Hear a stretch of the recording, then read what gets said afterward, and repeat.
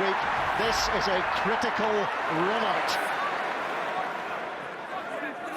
First touch for Keith Earls, and here is Johnny Sexton, such an important player to this Irish team through the World Cup, is Sexton.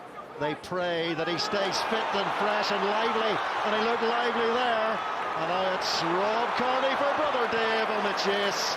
And again, a big day for Dave. 5 guys starting the first game for Ireland, 12 for Wales. There's a lot of guys first game up, and that little bit of rust. Bradley Davis just coming in there. Good opening line out there for Ireland, utilising Jordy Murphy at the front of the line out. And in comes Rickard Strauss, a starter against Wales in Cardiff, as was Jack McGrath, so two of the front row starting again from that game at the Millennium. Dave Kearney has made a bright start there with that carry. Now Nathan White, no Mike Ross today, the hardy perennial, under the reign of Joe Schmidt. Johnny Sexton, little drive kick into the corner for Keith Earls. We saw some magic against Scotland, similar type of kick when Ian Madigan nailed Luke Fitzgerald. Yeah, interesting mix there from Ireland. First of all, a couple of forwards to drive in, pull defenders in, create the width and the space on the outside, and that wide kick then from Sexton, nearly finding Earls in the corner. Good intensity from Ireland at the start of this game. So Ken Owens, and he finds Bradley Davis, who was in the World Cup squad in 2011. Now with Wasps, the former Cardiff man. And a big day for Bradley Davis, you feel. Can he make his way into the squad ahead of maybe Jake Ball, taken by Keith Earls? There's an extent for these respective sides. It's not about the opposition, it's about the teams themselves. Seeing some of their philosophies and attacking strategies, they might not show too much of their hand, but they want that intensity. And you see the patterns of play and sort of the fruits of all their labours of the last couple of months. Well, they want the fundamentals right. Both coaches want good scrum, good line out and breakdown. And for Ireland, defensively, they were poor against Scotland. They'll have really worked on that in the last few weeks. Peter Romani's take this time, and Johnny Sexton, and Dan Biggar comes out of the line quite quickly there and makes the tackle. Now Conor Murray, inside ball for Keith Earls, a knock on by Ireland. So a little lack of precision there for the Irish in that particular movement. Now Toby Faletau to Ken Owens, so the big rampaging forwards out on that wide channel there. In goes Rhys Webb. 19 tries Rhys Webb scored last season for the Ospreys and for Wales.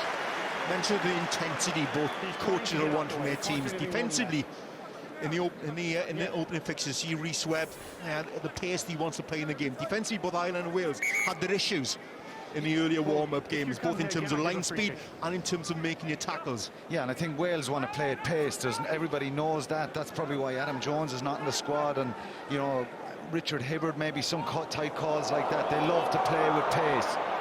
Not so precise that time. The Irish line out on the Welsh of the ball. Jimmy Roberts cannot hold it, but Luke Fitzgerald can. And that's an intelligent little kick by Luke Fitzgerald. It's stressing out this Welsh defence. And they look to have recovered well. My goodness, how quickly did those red shirts get in around their man and look after the ball. Rhys Webb gets it back to his out half. Dan Biggar, who puts in a thumping clearance, but not far enough to find Rosed. It allows Ireland to go quickly. And here's Keith Earls. 7 appearances on the wing for Munster last season, all in the 14 shirt, not in the 11 shirt. And once again, there's a movement involving Keith Earls that ends up with a knock-on. That would have pleased Warren Gatland. The defensive chase, the kick chase there was really well organised from Wales. Nowhere really for Keith Earls to go. He put the big step on, as we come to expect from the likes of him and Luke Fitzgerald, but really well organised, well-disciplined chase.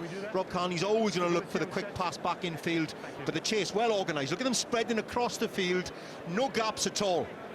Yeah, I think it's that work rate that Sean Edwards will be really pleased about. Earls has probably got to head towards the touchline a little bit when you're coming up the middle of the field like that, and you know, first contact for Keith Earls and he loses the ball. That'll be disappointing for him, and you know, something that Joe Schmidt will be really working on his players. Hold on to that ball. A lot of turnovers in the last couple of games. This will be interesting. Thomas Francis on the tight head side for Wales. Samson Lee has been doing some live scrummaging, we hear. He's on his way back after that Achilles problem, and Wales get a penalty at that scrummage, so a little bit of a tick in the box there and a pat on the back for Thomas Francis. Yeah, it's a good scrum from Francis there to get the penalty. I don't think he gets this ball. He gets his side of the scrum up on Jack McGrath, but there's a whip wheel. We can see pressure. His right shoulder's coming up, but Jack McGrath, Strauss and Nathan White standing up. Correct call there.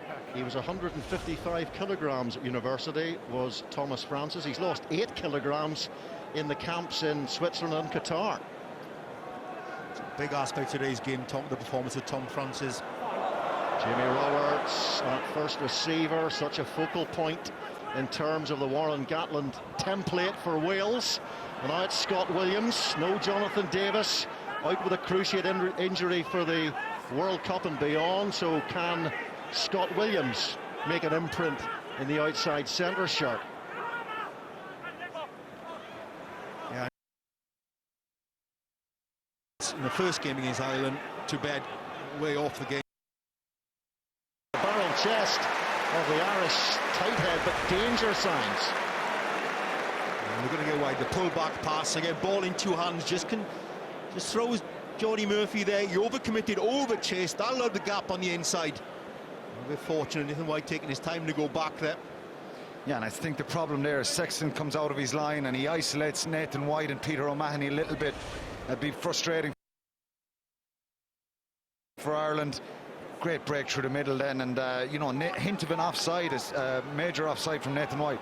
Yeah, I think he got away with it because there wasn't a ruck formed. Reece Webb to Dan Biggar and Scott Williams there with Lee Halfpenny. Outside him is George North, back after those concussions. 4 he's had in the last year. Concussed against Wasps. The shin of Nathan Hughes hit him in the head. 27th of March that was. He hasn't played since then. And here is Justin Tipuric. Jamie Roberts. Tipuric 23 tackles in the game in Cardiff, although Ireland lorded the breakdown on that occasion. Here is Dan Biggar. A lot of height on that kick. In come the chasers. And Ireland recover the ball through Richard Strauss now. He was there for the bounce. I think Carney does brilliantly there to win that ball. Not cleanly, but get it back in the Irish side. Jack McGrath carries. Dale Kilcoyne carried really well on the one shirt against Scotland. A little dink from Ireland. We saw one from Johnny Sexton earlier into the corner. Brilliant work by Gethin Jenkins. Loose head prop to get back and fall on that ball. Again, Dan Biggar signals, looks to his left. The ball's going to go high once more. So a clear tackle. Here is Rob Kearney, supreme under the high ball. Twice a Lion. Now Luke Fitzgerald, twice man of the match while playing in the centre for Leinster last season. Once in the Pro 12, once in the Champions Cup. Johnny Sexton launches long. The Lions, player of the series, Lee Halfpenny. Again it goes through the air. Oh, and Rob Kearney again is really brave. Flying through the air like a trapeze artist there, Rob Kearney. Both he and Dan Biggar are exceptionally strong in the air. Aerially really dominant. They like to command, and that's a good chase by Biggar as well. Both of their eyes on the ball, both in the air at the same time. Fair collision. Yeah, super contest, and Carney is so good in the air.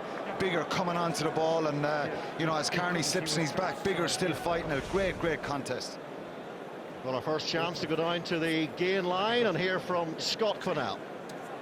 Yeah, sometimes the simple things are the most effective. Look at this, it's just on the floor, early line out. There it is, wonderful pass by Conor Murray. Get over, Henshaw, that's what he wants. He wants to get into 10. Get over the top of the game, like get your players, your ball carriers into the game early.